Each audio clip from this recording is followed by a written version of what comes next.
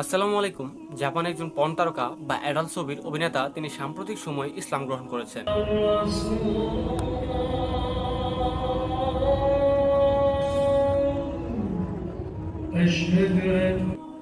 নিশ্চয়ই এটা আমাদের জন্য খুবই গুরুত্বপূর্ণ এবং অত্যন্ত খুশির একটি সংবাদ। কিন্তু আশ্চর্যের বিষয় হচ্ছে, তিনি এমন একটা ইন্ডাস্ট্রিতে কাজ করেন যেখান থেকে মানুষ স্বাভাবিক জীবনে ফিরতে পারে না। সেখানে তিনি ইসলামে কিভাবে ফিরলেন? এই অ্যাডাল্ট ইন্ডাস্ট্রির অভিনেত্রীর নাম হচ্ছে রিলি ব্ল্যাক, যার অরিজিনাল নাম হচ্ছে কায়রা আশাকুরা। তাকে হয়তোবা আপনারা অনেকেই চিনে থাকতে পারেন। তিনি 1996 সালের 17 আগস্ট জাপানের ওসাকাতে জন্মগ্রহণ করেন এবং 2018 সালে তিনি এই নিষিদ্ধ ইন্ডাস্ট্রিতে কাজ শুরু করেন এবং এই ইন্ডাস্ট্রিতে তিনি ব্যাপক জনপ্রিয়তা অর্জন করেন। কি এমন ঘটেছিল যিনি এই ইন্ডাস্ট্রি থেকে ইসলাম গ্রহণ করলেন? কোনো স্বাভাবিক জীবন না। এখানে আমি প্রথমে বলেছি যে একটা মানুষ যখন পর্ন ইন্ডাস্ট্রিতে কাজ করে বা এই অ্যাডাল্ট ইন্ডাস্ট্রিতে কাজ শুরু করে, সেখান থেকে কোনো মানুষ স্বাভাবিক জীবনে ফিরে আসতে তার অনেক কষ্ট হয়।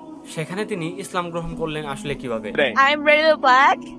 So far. This is my first Ramadan in my life. I'm thirsty and stuff, but I was worried a lot before I start Ramadan. But now I feel like I am guided and he is helping practicing Islam. Of course, my background is adult industry and then some people not welcome and then some শুরু হয় গত বছর যখন তিনি বিভিন্ন মুসলিম দেশগুলোতে ভ্রমণ শুরু করেন। What is your advice to people and they like to explore Islam a bit more? Visit Muslim countries and talk to people. Go to masjid. Just look at it and then feel. তিনি Malaysia, তিনি পাকিস্তান সহ বেশ কিছু মুসলিম কান্ট্রিতে যাতায়াত করেন এবং যেখানে মুসলিমদের সাথে মেশার চেষ্টা করেন এবং তিনি একটি প্রশ্নের উত্তর খুঁজে বেড়াচ্ছিলেন যে আসলে আমাদের জীবনের অর্থ কি, আমরা এখানে কি করছি, আমাদের উদ্দেশ্য কি। তিনি তার জীবনের সমস্ত সমস্যা এবং উদ্দেশ্য সম্পর্কে তিনি যে ধর্মভিত্তিক কোনো সলিউশন পাবেন সেটা কখনো চিন্তাও করেননি। তিনি বিভিন্ন ধরনের সলিউশন খোঁজার চেষ্টা করেন যে আসলে আমাদের এখানে বেঁচে থাকার উদ্দেশ্য কি, আমাদের কত টাকা উপার্জন করা উচিত, আমাদের আসলে গন্তব্য কোথায়। তিনি এই সমস্ত কিছুর উত্তর চিন্তা করেছিলেন ধর্মকে বাদ। যখন তিনি ধর্মের কাছাকাছি আসলেন তখন তিনি এই সমস্ত কিছুর উত্তর পেয়ে গিয়েছিলেন। মালয়েশিয়াতে তার একজন ফ্যান রয়েছে এবং গত বছর তিনি যখন মালয়েশিয়া ভ্রমণ করেন এবং পুত্ররাজ্যের একটি বিশাল বড় মসজিদে গমন করেন, সেখান থেকে সর্বপ্রথম হিজাব পরিয়ে দেওয়া হয়। First, I actually went to Bali. And then right after that, I went to KL. In KL, I wore the hijab for the first time through my whole days because I wanted to visit the masjid or like I wanted to meet some Muslim people, and then they were so nice to me. Like they welcomed me with like their arm open. So I was like, okay, these people are so nice. Why don't I try to understand their culture? তো এই হিজাব পরা অবস্থায় তিনি ভাবতে থাকেন যে আসলে মুসলিমদের আচরণ এত ভালো। ইসলাম গ্রহণের এই ঘটনার পরে তিনি বহু সাক্ষাৎকার দিয়েছেন। মানুষের কাছে সাক্ষাৎকারগুলো থেকে বোঝা যায় তিনি মুসলিমদের আচরণে এতটাই প্রভাবিত হয়েছেন যে, এবং তিনি মুসলিমদের শুধুমাত্র আচরণকে কেন্দ্র করে তিনি তাদের ধর্মকে বোঝার চেষ্টা করেছেন এবং তিনি পবিত্র ধর্মগ্রন্থ পবিত্র কুরআন তিনি পড়েছেন এবং সেখান থেকে পেয়েছেন জীবনের সমস্ত সমস্যার সমাধান। তাকে সবথেকে বেশি প্রভাবিত করে মুসলিমদের ধর্মচর্চা, মুসলিমদের 5 ওয়াক্ত নামাজ। তিনি সর্বপ্রথম যে জিনিসটা প্র্যাকটিস শুরু করেন সেটা হচ্ছে নামাজ। তিনি নামাজ ইউটিউব দেখে শিখেন এবং তার মুসলিম যে বন্ধুর কথা বললাম মালয়েশিয়া, তার কাছ থেকে সর্বপ্রথম তিনি এই প্রার্থনা সম্পর্কে ধারণা পান যে মুসলিমরা কিভাবে প্রার্থনা করে এবং এই প্রার্থনার ধরনটা এবং দিনে 5 বার, এটাই তার কাছ থেকে সবচেয়ে বেশি বাস্তবিক এবং সবথেকে বেশি সত্য বলে মনে হয়েছে। Then now I learned how to pray. I watched YouTube so many times and then I feel like my worry is less. If I keep praying, I feel like I am going to better and better.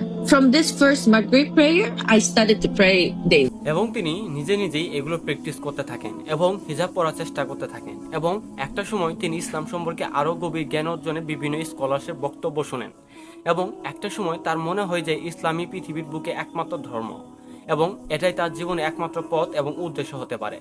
তিনি যখন সর্বপ্রথম ইনস্টাগ্রামে একটি হিজাব পরিহিত অবস্থায় post করেন এবং তিনি মুসলিম হয়েছেন এই বিষয়টা পোস্ট করেন এবং আশ্চর্যজনকভাবে এই সময় তার 1 মিলিয়ন ফলোয়ার কমে যায়। মানে কোন শ্রেণীর মানুষগুলো তাকে ফলো করত। এবার তাহলে ভাবুন, তাকে নিয়ে মানুষের ব্যাপক সমালোচনা করেছেন কারণ পর্ন ইন্ডাস্ট্রিতে তার শত শত ভিডিও তৈরি করা হয়েছে এবং যেগুলো বিভিন্ন ওয়েবসাইটে এখন ছড়িয়ে ছিটিয়ে রয়েছে এবং তার নতুন নতুন কিছু ভিডিও আপলোড হচ্ছে। এই ব্যাপারে তিনি সবাইকে শান্ত করে বলেছেন, Like daily base. So one day, how much?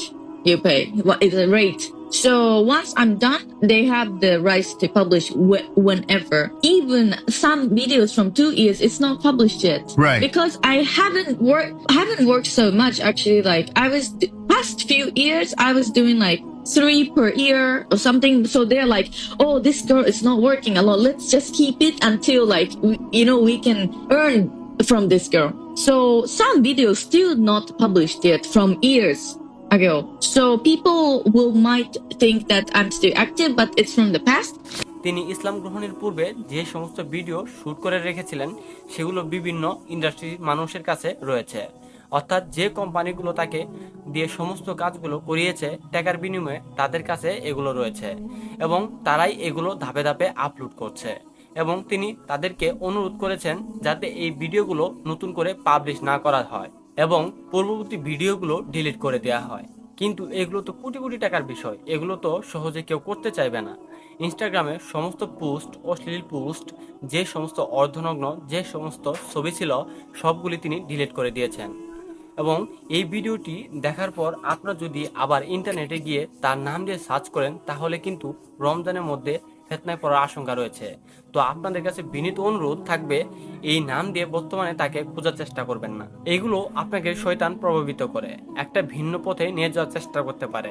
আশা করি বুঝতে পারছেন আমি কি বলতে চাইছি। তো রিলিল ব্লেকের ইসলাম গ্রহণ সম্পর্কে আপনার মতামত কি অবশ্যই কমেন্টে জানাবেন কিন্তু, এবং ইনশাল্লাহ আমরা সবাই তার জন্য দোয়া করব যেন তার ভবিষ্যতের জীবন আরো সুন্দর হয় এবং আল্লাহ তার সমস্ত গুনাহ মাফ করে ভবিষ্যতের জীবনটা আরো সুন্দর করে।